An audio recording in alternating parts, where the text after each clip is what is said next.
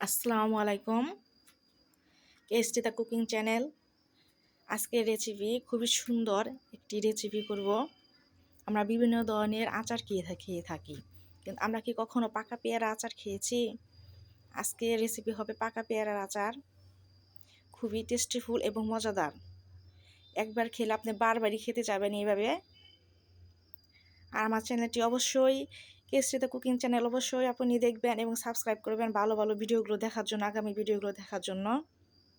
প্রথমে আমি কড়াইতে পাত্রে সরিষা তেল দিয়েছি। আপনারা সবাই সরিষা তেল দিবেন, এখানে সয়াবিন তেল ব্যবহার করবেন না। এরপর দিয়ে দিচ্ছি তেজপাতা, এলাচ এবং দারুচিনি। এগুলো আমি হালকা একটু ভেজে নিব, হালকাভাবে একটু ভেজে নিব। এখানে সরিষা তেলটা এটা কিন্তু হবে অনেকে ফুলে ফেনার মতো হয়ে যাবে, তেমনটাই হচ্ছে। এবং সামান্য একটু লবণ ব্যবহার করেছি, এখানে সামান্য একটু লবণ দিলাম। এখন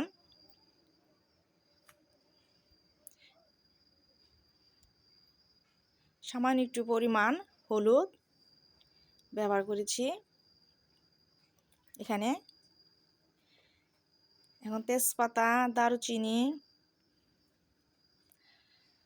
এলাচ এবং হলুদ, তেল এগুলো সব সম্পূর্ণ সুন্দর করে মিক্সার করে নিব, যেন খুব সুন্দর করে মিক্সার হয়ে যায়। এরকম করে মিক্স করে নিচ্ছি। এখন দিয়েছি পাকা পেয়ারা। পাকা পেয়ারা কুচি কুচি করে কেটে নিয়েছি, একটু বড় সাইজ করেছি। এবং পাকা পেয়ারার সাথে দিয়ে দিচ্ছি আমি 4টি শুকনো মরিচ। এখানে পেয়ারার সাথে দিয়ে দিচ্ছি এটা, হালকা একটু জাস আসবে আচারে। এটি তেলে দিলে এটা ভাজা হয়ে যেত, এটা কোনো গ্রান আসতো না এবং একটা জাস আসতো না, তাই এটা পেয়ারার সঙ্গে দিয়েছি। সুন্দর করে ভালো করে নেড়ে চেড়ে নেবেন, সুন্দর করে মিশিয়ে নেবেন।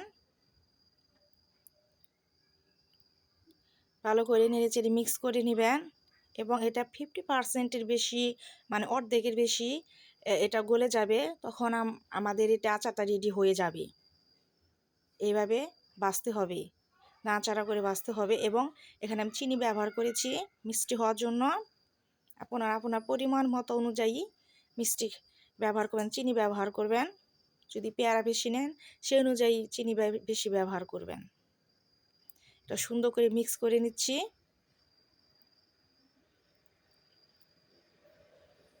পাকা পেয়ারার সঙ্গে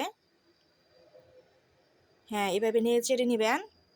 যখন অর্ধেকের বেশি 50%-এর বেশি সিদ্ধ হয়ে যাবে বা রেডি হয়ে যাবে, তখন আমরা এটি নামিয়ে ফেলবো। আমরা সম্পূর্ণ গলাবো না। দেখেন পেয়ারাটা কিন্তু আমরা সম্পূর্ণ গলাইনি। কি সুন্দর একটি কালার এসে গেছে, আর কি দারুণ একটি টেস্ট। এটা খুবই মজাদার, একবার খেলে বারবার খেতে ইচ্ছে করবে পেয়ারার আচার। নামিয়ে ফেলেছি, দেখেন অনেক সুন্দর লাগছে, খুবই সুন্দর একটি কালার এবং খেতেও খুবই সুন্দর টেস্টিফুল।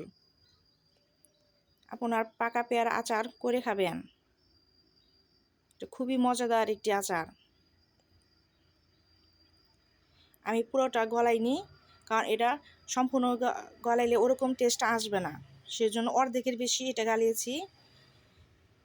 আর কিছুটা অংশ আমি টুকরো টুকরো রেখেছি, দেখতে পাচ্ছেন। আপনারা অবশ্যই পাকা পেয়ারা এভাবে করে খাবেন। অনেক সুন্দর একটি কালার এসেছে এবং দেখতে যেমন অনেক সুন্দর, এটি খেতেও অনেক টেস্টফুল।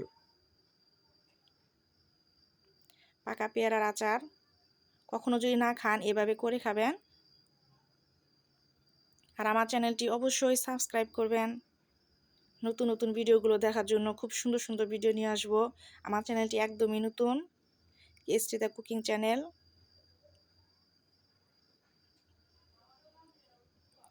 অবশ্যই আপনারা এভাবে আচারটি করবেন। এটা কিন্তু আমি পাকা পেয়ারা দিয়ে করেছি, আপনাদের কিন্তু পাকা পেয়ারা দিয়ে করতে হবে। শক্ত পেয়ারা হলে কিন্তু এটা টেস্ট লাগবে না, ভালো লাগবে না। দেখতে পাচ্ছেন আচারটা কত সুন্দর লোভনীয়। দারুণ একটি আচার। আপনারা অবশ্যই এভাবে করে খাবেন। আমার সুন্দর সুন্দর ভিডিওগুলো দেখবেন।